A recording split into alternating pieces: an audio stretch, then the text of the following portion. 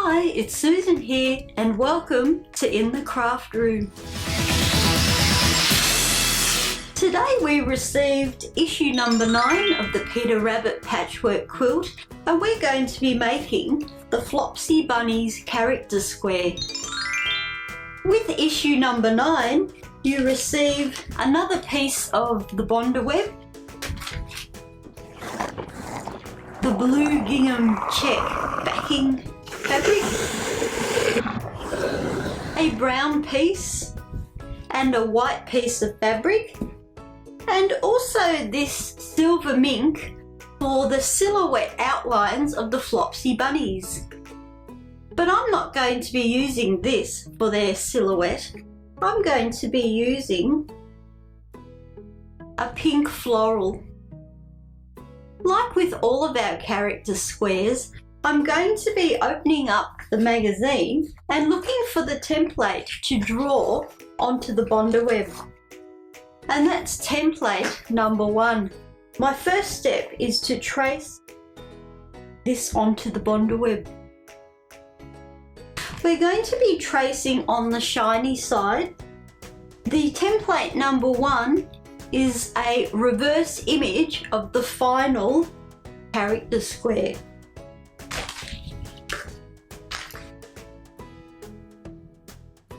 I'm now going to trace all of the pieces.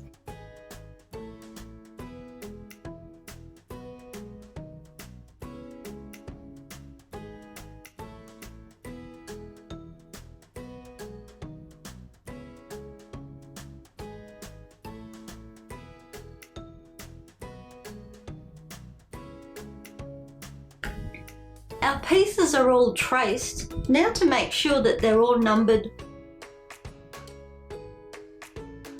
Now to cut out our pieces.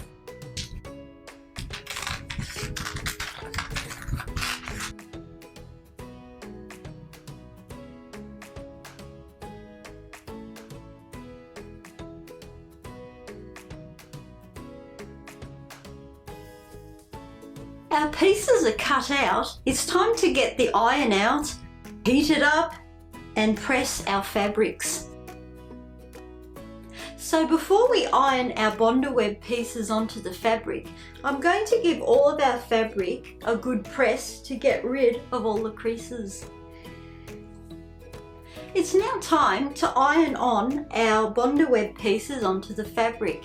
We're going to iron these Bonder web pieces onto the back of the fabric as they're reversed images. I'm going to start with the silhouettes of the Flopsy Bunnies.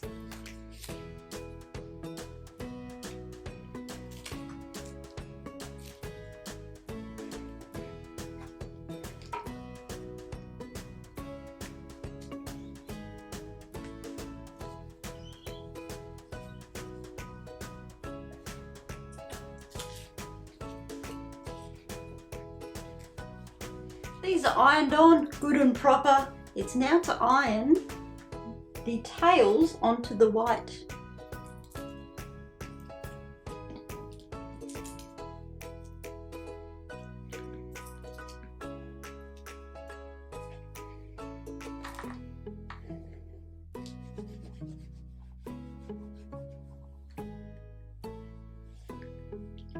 And our tree branch onto the brown.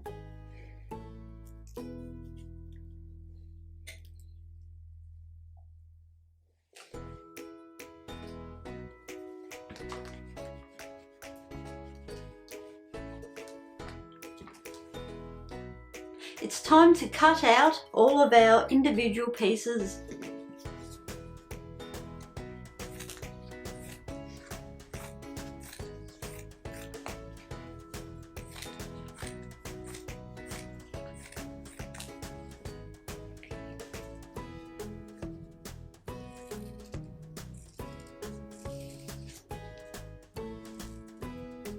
Here's our first silhouette.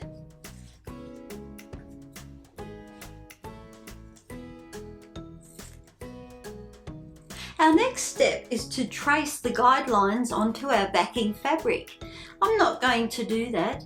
It's a fairly simple design, and just by looking at the guide, I'm just going to iron them on within our 22 centimeter template space.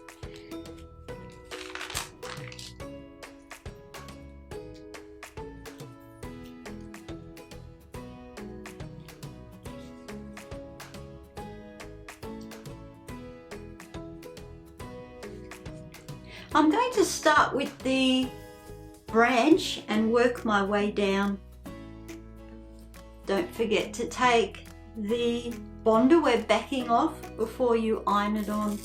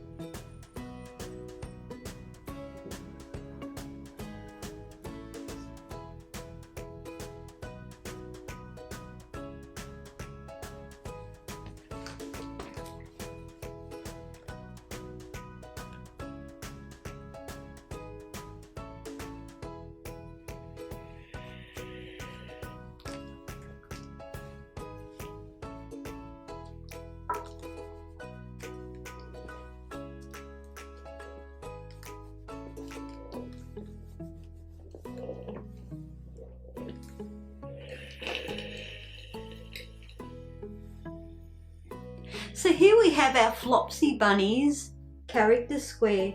This would have to have been by far the easiest so far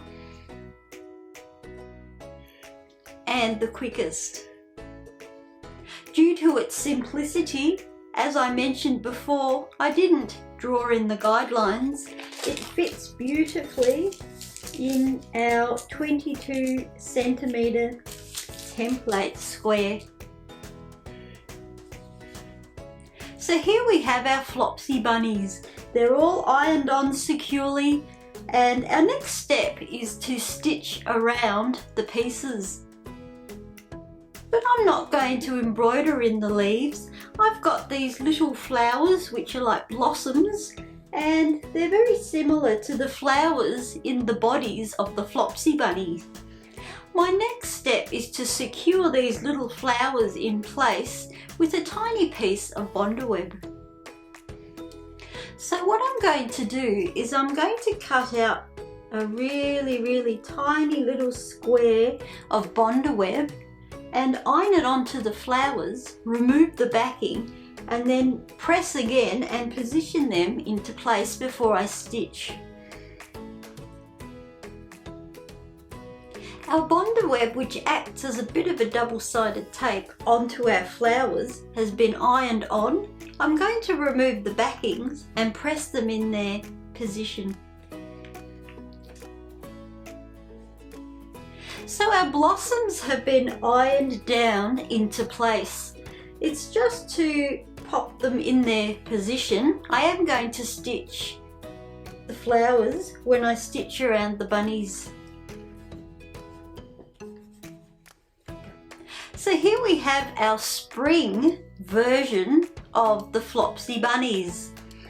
The fabric I think works really well. It's not as boring as the silver mink, and the blossoms on the bough of the tree link in with the floral design on the fabric.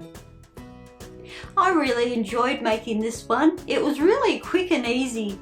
I know they're going to be getting more complex, so it was nice just to have a simple quick one to do. As this is issue number 9, from now on, from issue number 10, they're going to be released and distributed weekly. So we're going to be pumping them out, which I'm really looking forward to.